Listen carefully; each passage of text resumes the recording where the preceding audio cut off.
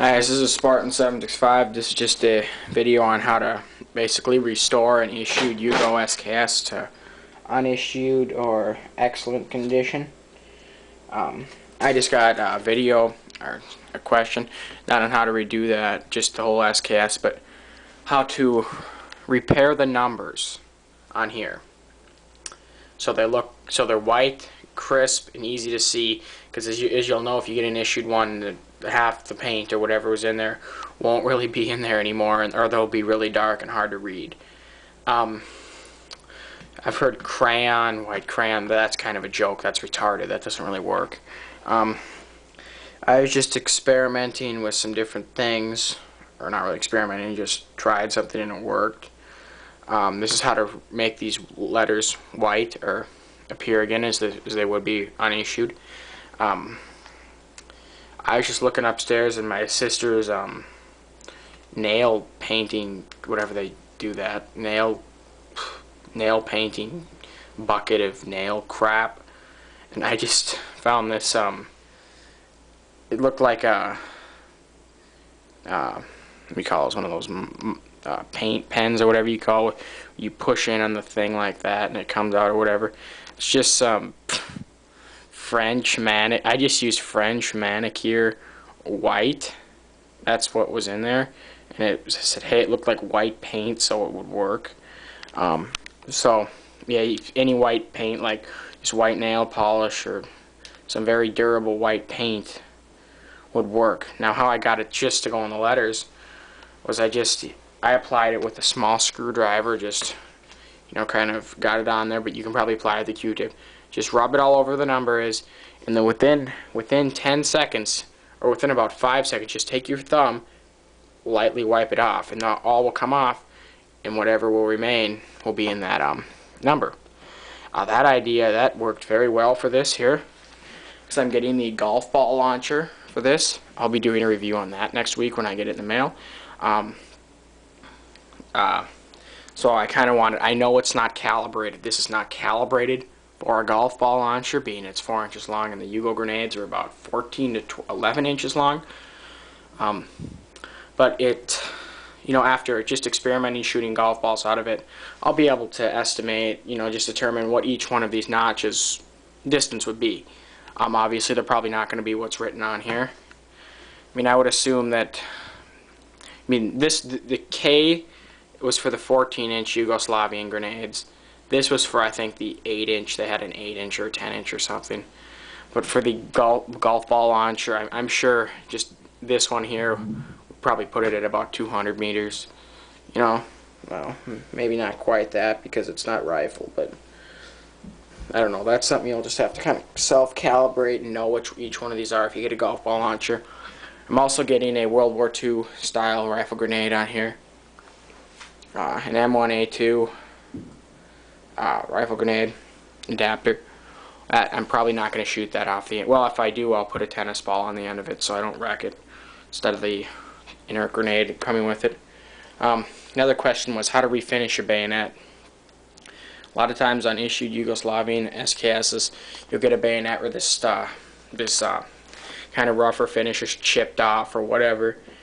Honestly, all I think it is I just think it's like a baked on type dry or powder coat that they bake on, or some type of really hard paint. Again, your options here would be to completely get this off, like strip it all off, and then probably either have a gunsmith or someone who knows how to powder coat something, powder coat it. Or if you can just find some really, really durable spray paint out there, because you don't want it to scratch. I don't know. That's about all I can say for that. Grenade launcher.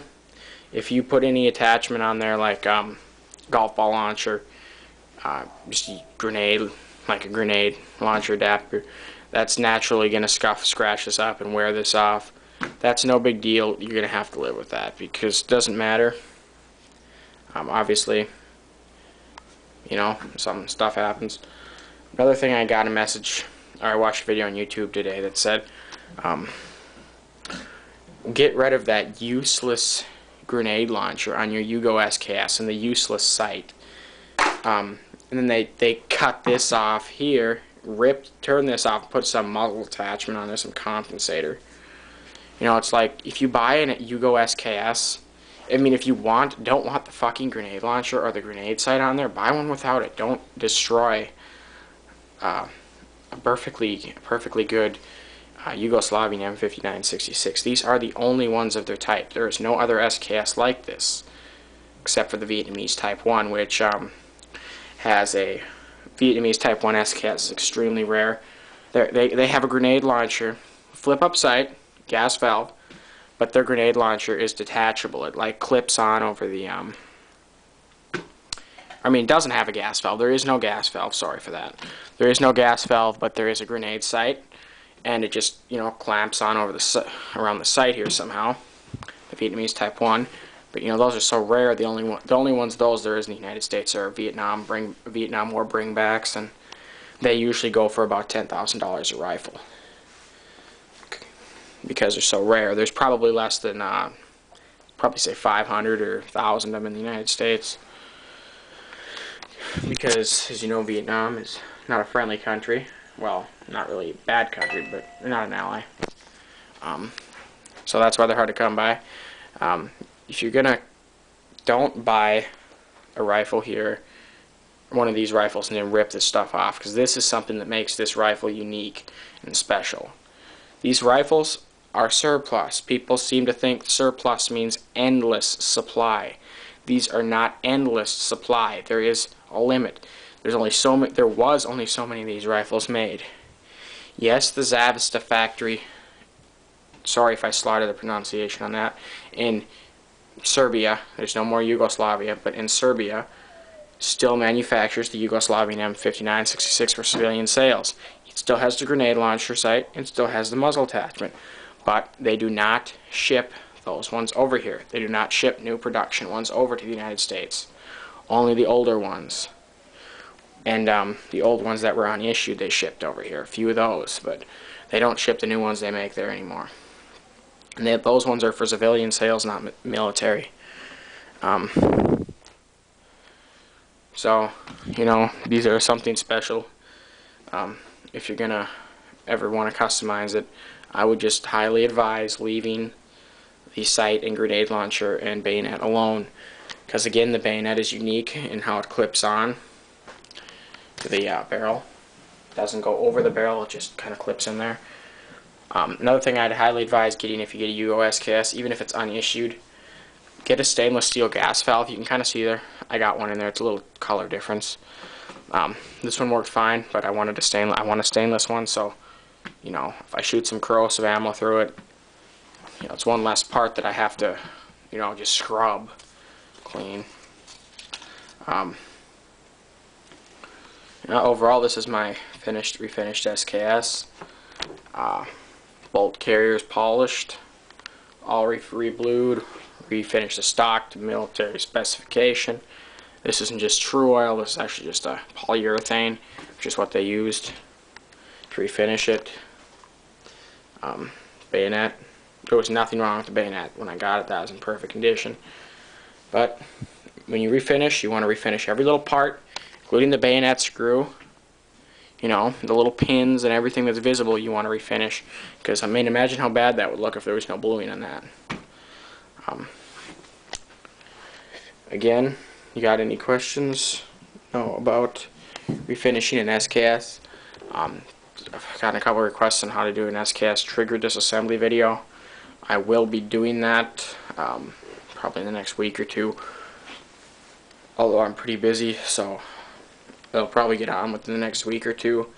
The trigger disassembly also will be coming on a video review of the M1A2 grenade launching adapter and a golf ball launcher.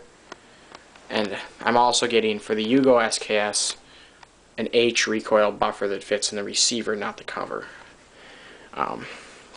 That's again a very good thing to get. Recoil buffers extend the life of your rifle dramatically, way less, you know, harm to your rifle. No metal to metal impact, etc. Very good to prolong the life of your rifle. Got any questions, comments, send me a message, Spartan765 out.